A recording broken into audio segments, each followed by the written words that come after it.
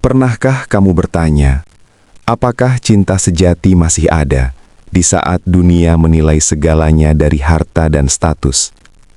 Kisah ini bukan tentang orang kaya yang jatuh cinta, tapi tentang dua hati yang bertemu di tempat paling sederhana, di tepi sungai, dengan pancing tua dan senyum yang tulus.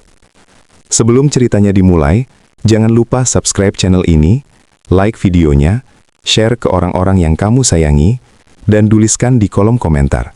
Menurut kamu, apakah cinta tulus masih ada di zaman sekarang? Pagi itu sungai mengalir dengan tenang, seolah ikut menahan napas menyambut sebuah takdir yang akan lahir tanpa aba-aba. Kabut tipis masih menggantung di antara pepohonan, udara lembab menyentuh kulit, dan suara gemericik air terdengar seperti doa yang terus dipanjatkan alam. Seorang pria duduk di atas batu besar di tepi sungai, menggenggam joran pancing dengan wajah tenang, namun mata yang lelah. Pakaiannya sederhana, kaos abu-abu dan celana lusuh. Tak ada yang menyangka bahwa di balik kesederhanaan itu, ia adalah seorang bos kaya raya, pemilik perusahaan besar di kota. Hari itu ia sengaja datang sendiri, tanpa sopir, tanpa ajudan, tanpa identitas.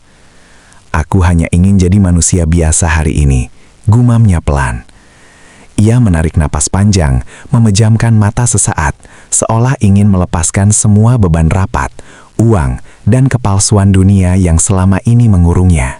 Ia menatap arus sungai yang bergerak pelan namun pasti, seperti hidup yang tak pernah berhenti meski sering melukai.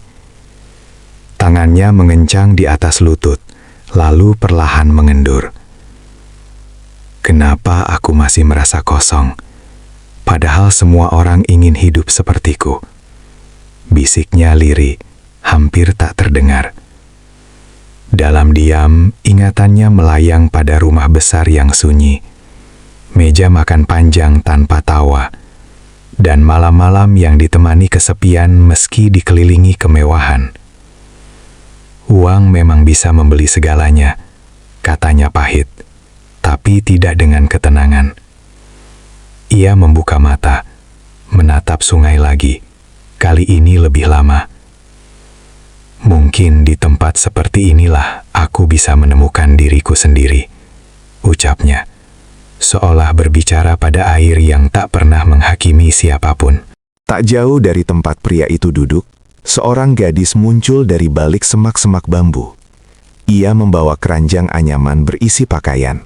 Langkahnya pelan namun mantap. Hijabnya sederhana, warnanya lembut, gaunnya tak baru, bahkan terlihat sudah sering ditambal. Namun wajahnya bersih, matanya bening, dan senyumnya, senyum yang lahir dari hati yang tak pernah putus harapan.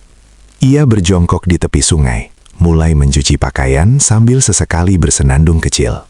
Suara nyanyiannya samar bercampur dengan gemericik air, menciptakan suasana hangat yang anehnya menenangkan. Pria itu tanpa sadar menoleh, menatap gadis tersebut lama. Ada ketenangan yang tak bisa dibeli dari senyumnya, batinnya. Dadanya terasa hangat, sesuatu yang sudah lama tak ia rasakan. Entah bagaimana, gadis itu merasakan tatapan tersebut. Ia menoleh perlahan, dan mata mereka bertemu. Sejenak dunia terasa berhenti. Gadis itu tersenyum sopan, tanpa curiga, tanpa prasangka. Senyum yang bukan dibuat-buat. Pria itu gugup, buru-buru mengalihkan pandangan. Jantungnya berdegup lebih cepat dari biasanya. Kenapa hanya tatapan bisa membuatku seperti ini? Batinnya gelisah. Ia kembali menoleh, dan kali ini gadis itu masih tersenyum. Senyum yang seolah berkata bahwa dunia tak selalu kejam.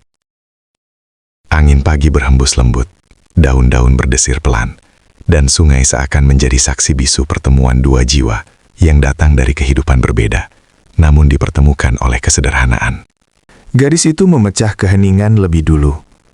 "Mas, ikannya sudah dapat?" tanyanya dengan suara lembut penuh keramahan. Pria itu terkejut, lalu tersenyum kikuk. Belum?" jawabnya sambil menatap joran. Sepertinya ikannya masih pintar sembunyi. Gadis itu tertawa kecil, tawa yang ringan namun menggetarkan hati.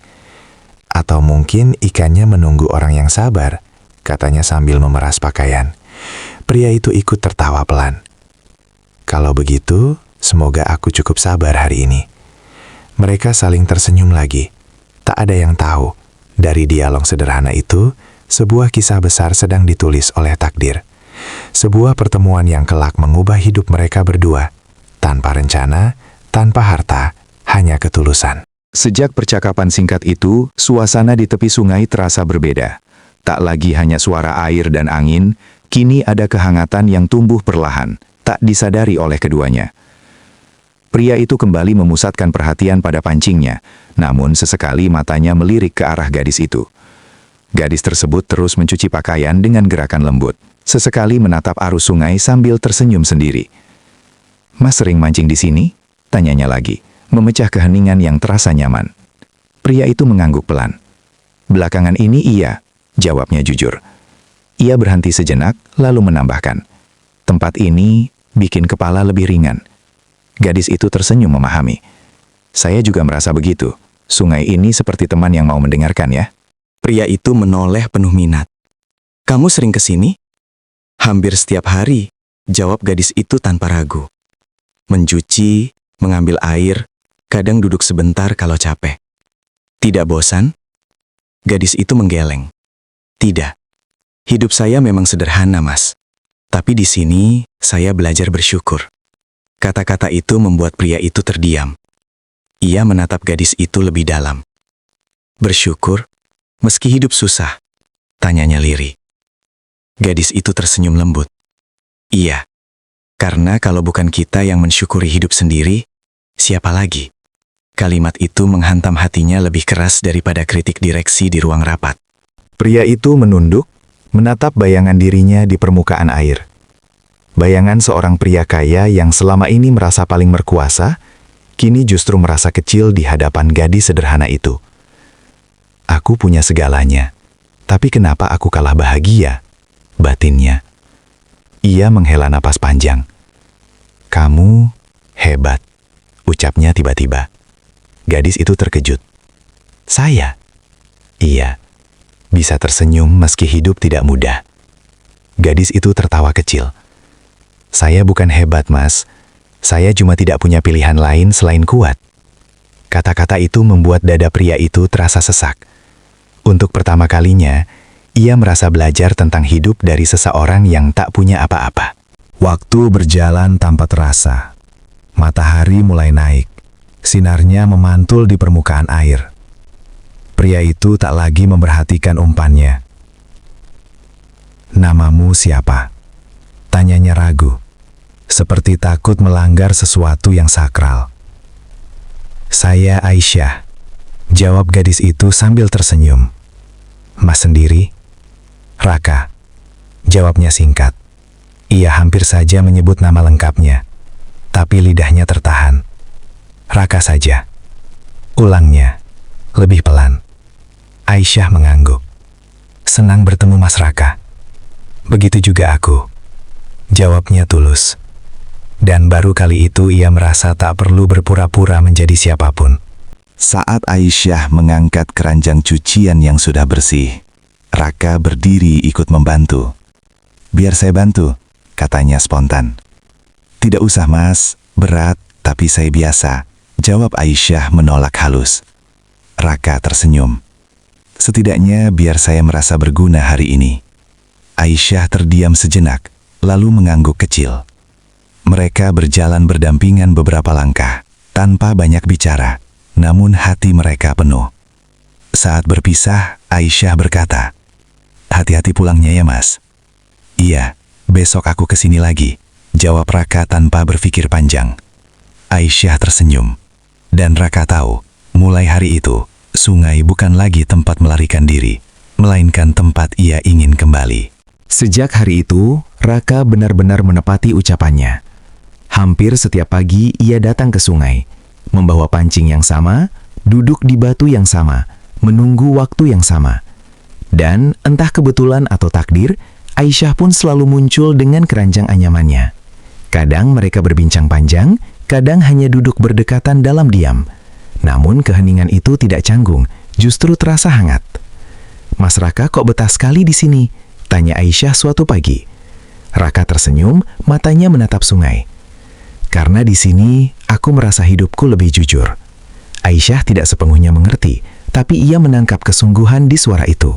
Suatu hari, Aisyah mulai bercerita tentang hidupnya, tentang ayahnya yang meninggal sejak ia kecil, tentang ibunya yang sakit-sakitan, dan tentang bagaimana ia harus mengubur mimpinya demi bertahan hidup. "Saya pernah ingin sekolah tinggi, Mas," katanya pelan sambil memandang air. "Tapi hidup memilihkan jalan lain." Raka menggenggam joran erat-erat, menahan sesuatu di dadanya. "Kamu tidak pernah marah pada hidup?" tanyanya. Aisyah menggeleng. "Pernah, tapi lama-lama capek sendiri. Jadi saya memilih ikhlas." Kalimat itu membuat Raka menunduk lama. Ikhlas, kata sederhana yang tak pernah ia kuasai meski punya segalanya. Tanpa mereka sadari, perasaan itu tumbuh perlahan. Bukan cinta yang meledak-ledak, melainkan rasa nyaman yang merayap diam-diam ke dalam hati. Raka mulai menunggu senyum Aisyah lebih dari apapun. Ia memperhatikan caranya berbicara, caranya tertawa, bahkan caranya terdiam. "Mas Raka kenapa sering melamun?" tanya Aisyah suatu kali. Raka tersentak, lalu tersenyum kecil. "Aku hanya bersyukur," jawabnya. Aisyah tersenyum balik. Tak tahu bahwa di balik kata itu, Raka sedang berjuang menahan perasaan yang kian sulit disembunyikan. Namun di balik kebahagiaan sederhana itu, Raka menyimpan kegelisahan besar. Setiap kali ponselnya bergetar dengan panggilan kantor, ia menjauh, menjawab singkat, lalu kembali dengan wajah resah. "Kamu kerja apa, Mas?" tanya Aisyah suatu hari, suaranya hati-hati. Raka terdiam, dadanya berdebar keras.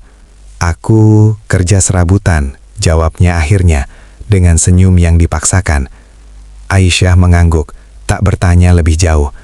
Namun sejak itu, Raka sering bertanya dalam hati, "Sampai kapan aku bisa bersembunyi?"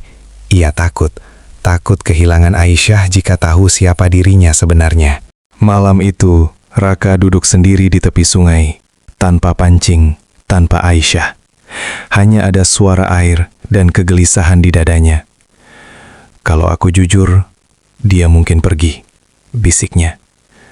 "Tapi kalau aku terus berbohong, apakah ini masih cinta?" Ia menatap langit yang mulai gelap.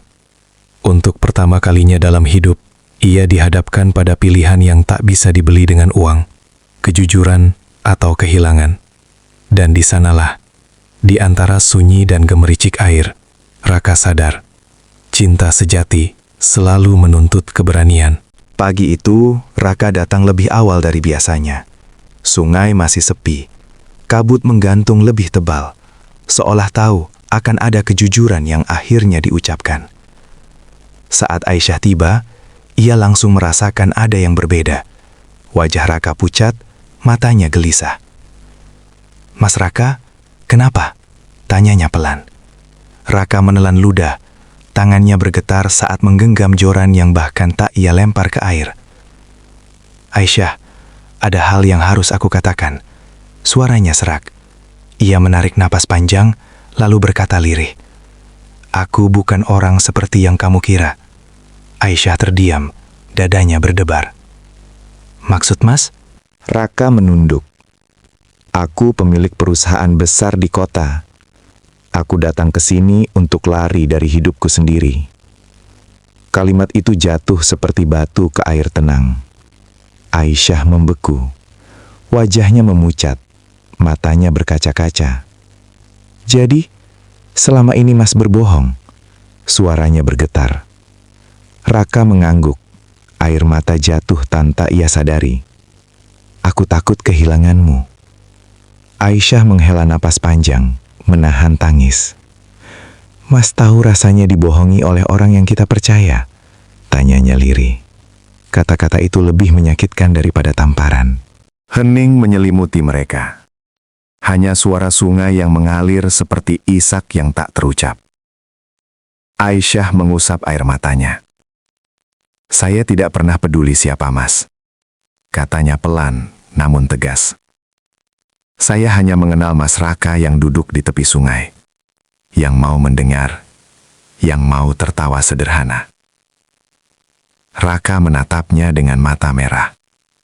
Dan aku mencintai Aisyah, bukan karena kesederhanaanmu, tapi karena hatimu, ujarnya. Suaranya pecah. Maafkan aku, karena pengecut. Air mata mereka jatuh bersamaan, membasahi tanah yang sama. Aisyah menatap sungai lama, seolah berbicara pada takdir. Kalau ini memang jodoh, Allah pasti jaga, katanya pelan. Ia menoleh pada Raka. Tapi saya tidak ingin cinta yang dibangun dari kebohongan. Raka mengangguk. Aku siap meninggalkan segalanya, jika itu syarat untuk jujur. Jawabnya tanpa ragu. Aisyah terkejut. Mas, jangan bicara seperti itu. Raka tersenyum lemah. Harta bisa aku cari lagi, tapi kehilangan orang yang tulus, belum tentu. Angin berhembus lembut, seolah mengaminkan kejujuran itu. Beberapa bulan kemudian, di tempat yang sama, sungai masih mengalir tenang. Kali ini Raka datang bukan sebagai pelarian, tapi sebagai pria yang siap bertanggung jawab. Ia melamar Aisyah dengan cara sederhana, disaksikan alam dan doa ibunya. Aisyah menerima dengan air mata bahagia. Mereka belajar bahwa cinta sejati bukan tentang siapa yang paling kaya, tapi siapa yang paling jujur dan berani memperjuangkan. Dan sungai itu tetap mengalir, membawa satu pesan. Jodoh tidak datang karena harta, tapi karena hati yang saling menemukan.